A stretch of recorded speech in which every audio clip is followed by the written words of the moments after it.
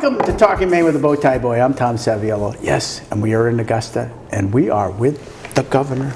Hi, Tom. Hi, Janet. How are you? Good to see you again. Thank you for taking the time to do this. So I got to tell one of my Janet stories. No. But it tells me the people, the kind of person you are. I started these shows, 30 years ago. No, you wouldn't even go on Walter's show. You were afraid of him. My show. It was your show. I did the oral history. You did the older people. Dick Mallett. Oh, yes. Yeah. A whole bunch of people. So I'm going to do Ferner Gerardin soon. Ferner's 102 years old. Oh, wonderful. And she lives in Wilton, and she still remembers how it was during World War II and everything. I called her on her 100th birthday. Wow. There you go. Well, but I'm going to tell the story about Janet because it tells you the kind of person she is where she's not afraid to step in. And this goes back to a situation in Portland where some people were protesting some of the things she was doing as Attorney General. And she literally went out and confronted them to tell them why. He was not afraid of them, and I always appreciated that. They were unarmed. Yeah, they were unarmed, and you didn't have any, but same sense, you didn't know that, and you didn't have any special protection either. So, but that tells me a lot about Janet Mills and how she fights for the state of Maine. Oh, thanks. You're more than welcome. You're all right, no matter what they say about you. Oh boy. So what else we got going on down there? You just came up with this really good... nothing going on here. Well, it's a nice quiet week. Legislature we're all safe. The Appropriations Committee is working down the hall. They were just in my office, the chairs and leads, Solomon Millett, Rick Bennett, Peggy Rotundo, and Melanie Sachs, some of whom you served with. And they just stood around, well, actually here, while I signed the supplemental budget. To get us through to the end of June this year. And that included 6.6 million or so for a one-time COLA, stipend sort of COLA for retired state employees and teachers. Well, thank you. I appreciate that. I'm a retired state employee. Oh, yeah. Well, you get about $10 of that. Well, sorry, I don't care.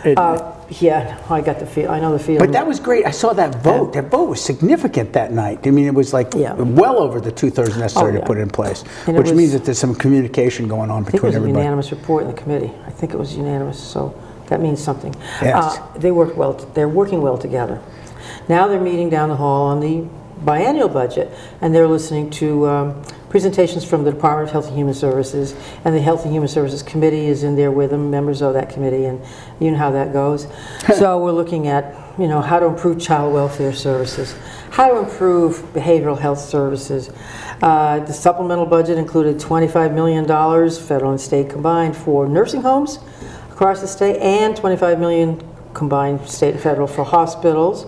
They're all hurting, especially post-COVID. I think you did it in the budget itself, though. There was always the conversation, even when LePage was here, about those people with disabilities and not having the various lists. And you've taken care of that, I believe. We are proposing to take care of it in the biennial budget by, instead of siloing people in Section 21, Section 29, and having parents fight when the person is still a child, the dependent person is still a child, having to fight for programs that are going to become available 10 years from now. Have them on a list for a lifetime waiver. They don't have to apply and reapply and reapply. Make it smoother for the parents and families and the individuals themselves, the individuals with developmental disabilities. Look, I have a 23-year-old autistic grandson, child with autism. He's wonderful. He's a caring individual. He'll never live on his own. And of course, during COVID, it was hard for parents of all children of that with those issues to maintain services. And a lot of people lost ground during that time, just like a lot of school children lost ground in general, academically. And we're trying to make up for lost time and make things happen a little more smoothly, efficiently. Now that also helps some of the organizations like LEAP that we have at home with the coverage. I would assume it would. It would help them because that's one of the things that's hard for them to maintain their DSPs, their care providers. I mean, I have such great admiration for that group of people because, and you and I know this, when we would march together on the parade, they'd be there. And one day I went up to Darrell Wood, who's the executive director, and said, "What do I say?" He said, "Nothing, just talk to them because they can hear you. They understand. They're just different." But from that, I learned about what they do, so thank you for helping that out. And my daughter worked there. One of my daughters worked there for many years at LEAP. Oh, I didn't know. Tammy, Oh, no kidding. Wow. So education, you have done what's necessary. Well, we're working on it. It's never enough, as you know. But for the first time in history, the current budget spends 55%, pays 55% of the cost of education by the state. what the people of Maine voted to do nearly 19 years ago. And we finally accomplished that. And we fully funded universal free meals in the schools across the state, public schools. And that's been very popular. And in the new budget, we're proposing to expand pre-K even further. We started down that path 4 years ago, in my first budget. We started to expand pre-K.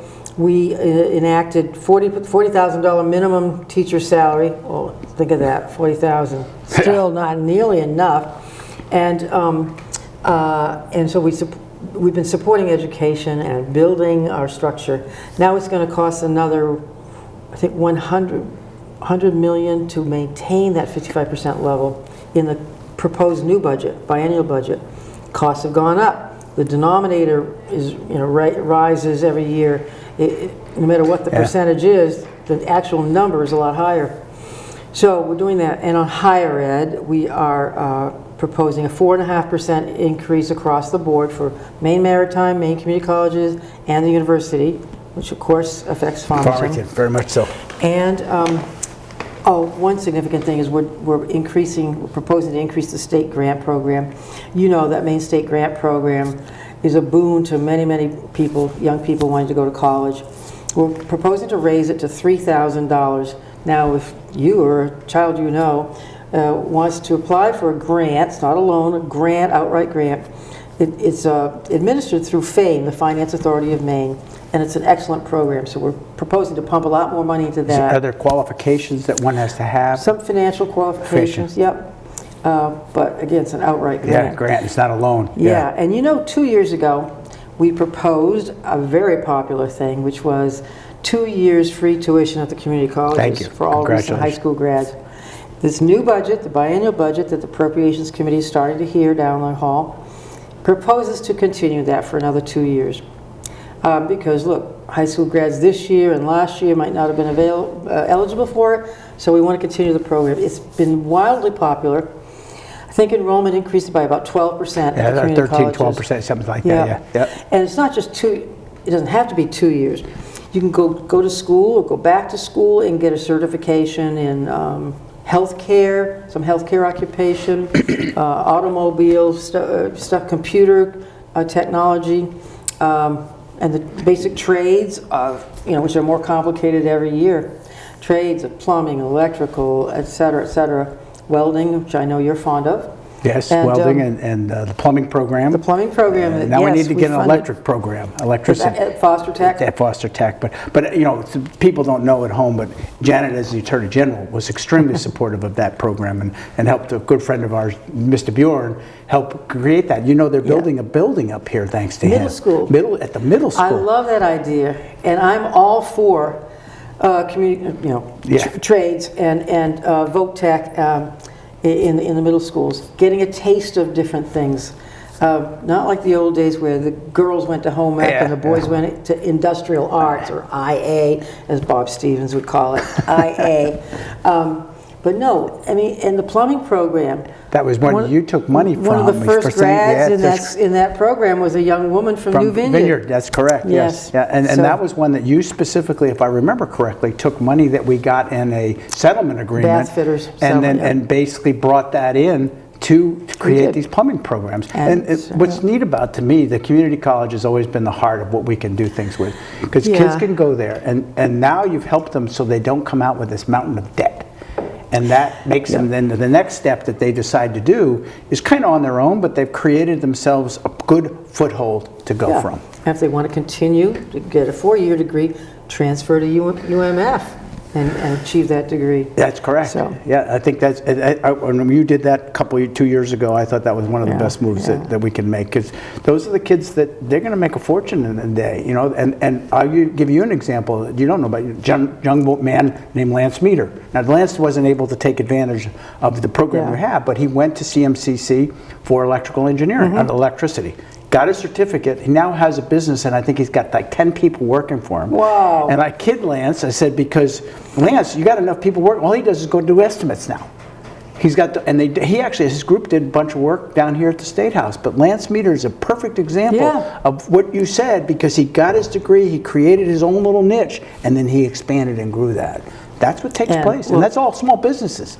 You can never have enough plumbers, electricians, welders, construction people. There are plenty of lawyers kicking around, and accountants, real estate agents, and others, but you can never find... But you know where we're struggling, No, as you probably know, is in rural areas with lawyers. Yeah. We got to do something to help get Yes, those. we do. That because years ago we tried to put a bill in. I think you were part of it with me to try to get it so the law school would at least recognize somebody that would go practice in the rural areas. Because all and our they're lawyers, doing that. They are doing that, and that's good. The young fellow who's practicing in my brother's firm in Skowhegan, started there in from the law school, was in an internship, a summer internship, and stayed. Now he's developing a family and doing all kinds of law, criminal, court-appointed matters, everything that walks in the door, of course, like I did for 14 years. Yeah, you did. You were up there. You didn't have to get me, though. I was good most of the time. So your name didn't come up on the roster? I didn't come up. On the docket? No, I didn't come up on the docket, I don't think. No. No, I think I was okay then. I think when I got caught, I was, never mind. Never mind. So we're Objection, Your Honor. Yeah, objection, Your Honor. Well, no, I can't tell that story either. So we're in the what do you call Cabinet it? room. Cabinet room. Boy, Yes. and Welcome in to the this cabinet room, we've got some beautiful pictures that are We here. do. So can you tell us a little bit about these? I can. Let me start. And I think Andre will take shots of them. So as In this corner, this is a wooden flag, American flag, made of 3 different kinds of wood. This was handmade by Thomas Mosier himself. He presented this to me about 4 years ago. He also made one for Susan Collins. So that's kind of a treasure. Above that is a watercolor painting of a place called Southern Island, which belonged to Andrew and Betsy Wyeth for many years, and which is now owned by their son, Jamie Wyeth. This is one of 20 or so paintings that Andrew Wyeth did of this beautiful lighthouse on a beautiful island off of Tennant's Harbor, Southern Island. In the middle, over the clock, is an original original painting from Monhegan, one of Jamie Wyeth's paintings of Monhegan. I love the sky. And the name of the painting, the title is "And Rockwell Kent Sails On." Rockwell Kent Sails On. Now you might wonder, I don't know this for sure, but I'm surmising that it's called that because in the early 50s, Rockwell Kent, the famous artist, brilliant artist and illustrator, was blacklisted by the McCarthy Oh, folks. because he's becomes communist? Alleged to be a communist. People lost their livelihoods and sometimes their lives during that time period when our Margaret Chase Smith was one of the only people to stand up on the floor of the Senate, speak out against McCarthy. Rockwell Kent basically opposed that and said, well, the heck with you, you think I'm a communist? And he gave all of his remaining artwork to Russia, where it remains today. Wow. So that little sailboat heading off to the east, and Rockwell Kent sails on, I think is kind of symbolic. Wow. It's also a nice picture, but that's what I imagine the story behind it is. And then over the mantelpiece, over the fireplace, is a beautiful 1930-something painting by N.C. Wyeth. It's called Portrait of a Young Artist, and it's a painting by N.C. Wyeth of his son Andrew Wyeth painting the same seascape. And I just love the waves and the foam and that kind of thing. It's just very dramatic, and the handmade frame is really neat. There's lettering on the back of it that says who made the frame. It was one of N.C. Wyeth's friends. Wow. And then behind our photographer here is a painting by Neil Welliver. This and the N.C. Wyeth are on loan to me from the Farnsworth Museum. I don't own any such precious artwork, but they're lovely, I think. The Neil Welliver reminds me of just every spring freshet on every hill and mountain in Maine, don't you think? Yeah, very much so. It's kind of not impressionistic, but it's realistic. It's almost like I can see the water. You can hear that the brook. water bubbling down through right after the snow melts and things are just starting to get green. He died I forget how old he was. He was pretty old. He died, I think, in Lincolnville 3 or 4 years ago. And he spent time on the coast of Maine. He wasn't from here originally. And he spent time up in Allagash in the woods, just living remotely and painting paintings like that. Wow. So I got some more spaces to fill. So you've gotten the opportunity to go all over the state. You had that kind of as the AG anyway, from one end to the other. Last year, about this time, I started my 16-county tour. Once the Omicron virus kind of subsided later in the spring, I went to all 16 counties and toured town buildings and counties and schools and businesses, and saw a lot of really wonderful things happening in Maine all across the state. Went up to the Can-Am in Fort Canton. I know you've been there. And down the coast in Rockland for the Fisherman's Forum. I'll be going there in a couple of weeks. It's a lot of stuff happening in Maine. It's exciting. It's a neat place. I mean, and your presence is so important to be out there to show that the governor supports what they're trying to do. I'd like to do the same this spring. Maybe a little after mud season. Yeah, that might be a good idea. Well, I might get if the legislature gives us a little time, you know. So what's it like dealing with the legislature? Well, having been there, I have a great deal of respect for them. Stop that. Here's the problem. Yeah. Term limits results in, not their fault, but every 2 years there's big turnover.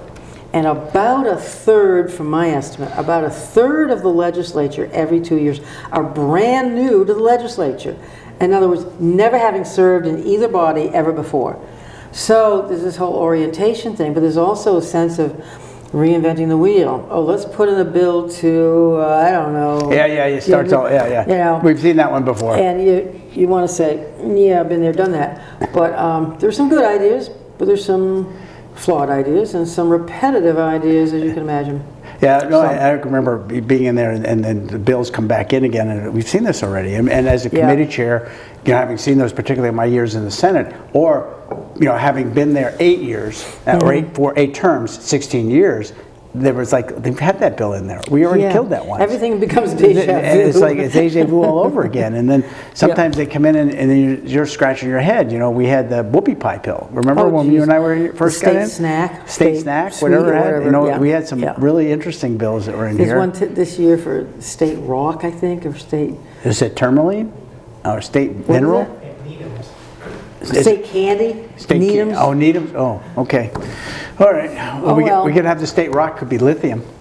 Oh yeah. I think there's a case. People don't know this, but we know about lithium. We know it's important for our renewable energy projects. And I will tell you that your DEP and others have reached out, and we think we've got a solution. And I think that's good. I think have to tweak the mining laws that you worked so hard on about 10 years ago. Yeah, and at that time I said to people that we're going to be back. I mean, we're going to have to be back. I mean, gold is different than lithium. And Maine is very abundant with that. And I think the way that Tom and Melanie have worked on that to solve that problem, and it's been kind of an interesting experience, because we got a great resource in Farmington, John Slack. You know John. Oh. I brought John into the picture because he's a geologist from the U.S. Geological Survey who helped find some of these things that are out there. Yes, that's right. And John has been very active with us. Tom Eastler would be proud. He would be proud. He would be proud. What else? Anything else going on? This table, of course, this furniture. That's right. My understanding is this is the same table that was constructed by Mark Prentice and maybe with help Gary Krause, who's gone out west now. And this beautiful bas relief map of Maine with all the mountains and is one of their efforts as well. So I'm proud to have a good piece of Franklin County here to sit at. When you have a bad day, you can come in and hold the maple.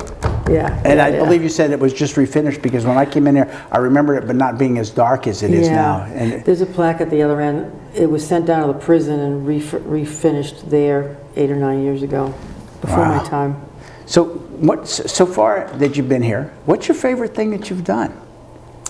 That you hadn't done before? You can't go back on your best experience, because I know you've been all over the state of Maine. Well, I think what we've done for education has been pretty big. Yeah.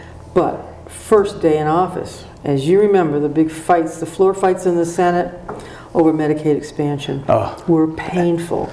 Even after the people of Maine voted to enact it, to take the 90% federal funding and provide health care to many, many people. The previous governor, of course, vetoed the bill 5 times, and I know you stood up for enactment on the floor of the Senate time after time and took a lot of heat from your own caucus. So the first day in office, I signed an executive order that expanded MaineCare, Medicaid in Maine. And now about 100,000 more people have health care under the expansion, never mind under basic Medicaid. And we've expanded that with the legislature's blessing to basic dental care as well. So last November 8th, I went to 9 different polling places on election day in 6 different towns and cities. And one very memorable thing was people were coming up and, you know, you have stood at polling places and it isn't always a friendly venue. No. And people will come up and say, yeah, you know, or they'll avoid you. You can tell people's attitudes, how they might vote. But this was a very friendly crowd everywhere I went. It was very refreshing. And a lot of women were coming out, I think, to vote their rights. Yeah, I believe you're right. One woman came up to me in Lewiston. She came over and picked me out, singled me out, 45-ish. She said, I'm voting for you. I said, well, thank you. She said, you saved my life. I said, I did? She said, I had a very serious heart condition and I could not afford to go to a doctor. I got under Medicaid under the expansion, MaineCare, and I got the surgery that saved my life. Wow. So MaineCare and you saved my life.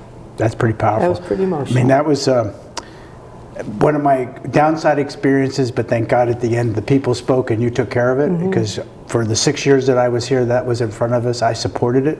I worked hard on it. I tried to change it. I tried to make it more acceptable. And at the end of the day, I lost votes instead of gained the votes. Well, it wasn't your fault. Well, I know. The die was cast. The die was cast, and I can remember somebody celebrating his 5th veto of it. You know, it's like, well, you don't get it, because it's.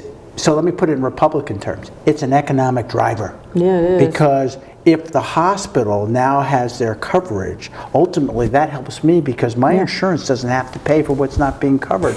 Yep. And if those people are healthy, guess what? They go to work. Hopefully, they go to work. And now you brought the dental program, and as much as we all don't want to say it doesn't matter, it does matter. Yeah. So if you've got that part of it, you have made a significant change in people's lives. Yeah. And I think when I interviewed Trampas at the hospital, I forget, but their debt load because of that has dropped significantly because of the fact people are covered. The number of uninsured visits to hospitals and doctors has diminished incredibly, and we've lowered our uninsured rate across the state from I think 8% down to 5.7%, which is the biggest drop of any state in the country.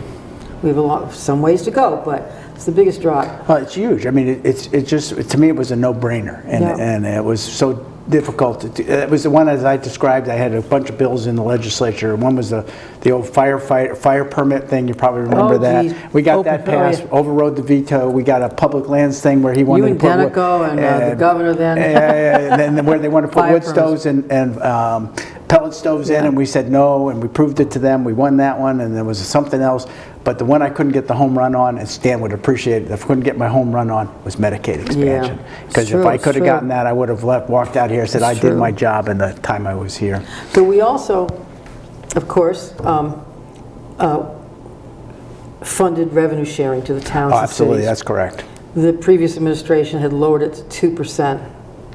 2% of gross income tax and sales tax revenues to the state. So when people talk about us spending a lot of money, when you talk about revenue sharing at 5%, that was about, I think it's about $700 million of that total state budget is going back to the local governments to pay for fire, rescue, police, fully funding, hopefully, the police and municipal services of all sorts. And it's going back around. And some people complain, well, they go back to them and they'll just make a new program to spend it. No, that's really up to the people of the state. Because they have pretty conservative selectmen. We, you know, and I'm sitting there saying, not anymore. I'm retired, finally. But you're right. They aren't going to increase the budget just because they got more money, and they're going to basically manage what they have. And if they can reduce property tax, that was our goal in Wilton when I was there. Is either reduce it or keep it. And so when we got that money back in, it went back to reimburse it, and now it's being harder and harder at the municipal level because there isn't the workforce out there to draw upon to be the clerks and the firefighters and the fire. I mean, to me, one of your challenges in the next 3 years is going to be firefighting in the rural areas because we're losing firefighters. And workforce generally, and housing that goes along absolutely, with that. Yes. You know, I mentioned in my speech, my budget speech, Bath Iron Works hired about 400 people from out of state predominantly over a 2-year period. They're always looking to hire. 100 of those people, a full quarter of the people had to go back, leave the state of Maine because they couldn't find housing. They couldn't find a rental, much less a place to buy within reason. So that is a sad fact of life. Now, I read in the Boston Globe last weekend that people are leaving Massachusetts. Oh no, probably because they have housing costs that are higher than ours, and traffic jams going into Boston and Cambridge, and they've got that millionaire's tax, a lot of things. People are coming to Maine and coming to other states. We had the highest in-migration rate in New England for the last couple of years. In-migration. We're reversing that brain drain, but we got to keep them here with good housing and workforce training and whatnot, and that's what our aim is this coming biennial budget. We had the 7th highest in-migration rate in the country. In Maine. So one thing that reminds me of too is the rainy day budget. Rainy day the fund. Rainy Day you Fund. have done a phenomenal almost $900 million. And you know, if you read the Wall Street Journal, New York Times, and you listen to the Fed and the economists, you know that we may be seeing an economic downturn this spring, as early as this spring, maybe later. And the economists are being very cautious. And so we've been saving and keeping a lid on those savings. It's not a checkbook. You know, it's reserved for rainy day. It's the highest level it's ever been, state budget, rainy day fund. You know, one thing's, I don't usually watch State of the State speeches. You don't? No, but I have to tell you the truth, I watched yours. Oh, thank you. And I will tell you that I've seen many of them, but your smile on your face, your energy and your enthusiasm that night was unbelievable. Well, thank you. I've seen too many gruff and grumbly people up there yelling. Well, yes, we all went through that for a period too. But it was refreshing. And I laughed because Christine and I were watching it, and I said, how many standing ovations? But I saw a lot of Republicans getting up. They were friendly. Yeah, they were friendly, and a lot more than I thought I might see. But I think you did a really good... We picked up Republican ideas in the budget. The idea of increasing the Opportunity Maine tax credit became one of the most robust tax school debt relief measures in the country, and that was a Republican idea. So was some of the other ideas we enacted. Isn't that the credit that if you stay in state? So that was the one that back my last term in the Senate was the one that we were able to get those that were merchant marines covered, and it was the family up in Jay that originally asked me to put the bill in, and then we were able to come back and they let me reintroduce it even though it didn't pass, and we got it through. And I remember that's the only time I went to the rostrum as a temporary Senate pro tem is to actually pass that bill that day, which is great. Well, there are a lot more things that we want to do in the budget, PFAS remediation and testing, those kinds of things, but I'm happy to be governor of the great state of Maine. I couldn't be more privileged, feel more honored to be sitting in this chair and to be presiding over a state that has so many wonderful people, 1.3 and growing million people. Well, Janet, I want to thank you for taking the time to talk to us. It's much appreciated. Good to see you. Thanks, and a good job being done. Thank you. We'll see you next time on Talkin Maine. Thank you, Governor.